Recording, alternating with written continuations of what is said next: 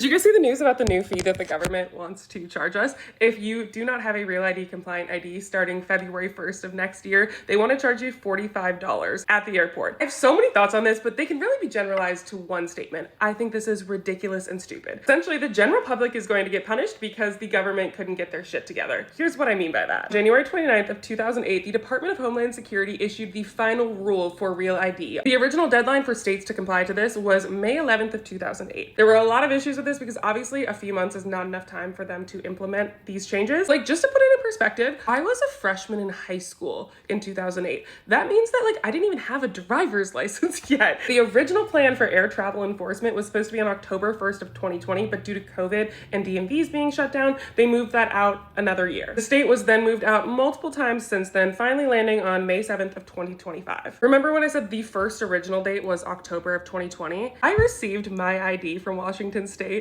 in August, I think, of 2020. I moved in July, but I couldn't get an appointment at the DMV. It might have even been September when I finally got my Washington State license, and the following month was originally when I was supposed to have a real compliant ID to go through the airport. So why do I now have to pay to update my license if I have no other forms of real IDs? Why is it on me, if that was my only form of ID, to pay for a new license and to give the government more money? I'm following their regulations. I'm showing up to the DMV. I'm not selecting a real ID versus a non-real ID. I'm taking what they're giving me. And eventually all of these non-real ID compliant IDs will be expired at some point. So the problem is going to phase out itself. The biggest issue I think that I have with this is how are they going to enforce it? Because let's just say I show up to the airport and I'm like, hey, my wallet was stolen. Am I going to be charged a $45 fee? This is something that's been happening for years, where there's a whole identification verification process that you can go through with TSA. If you find yourself in this situation, they're going to force me to pay that $45 fee because I don't have a real ID compliant ID on me? I bet not.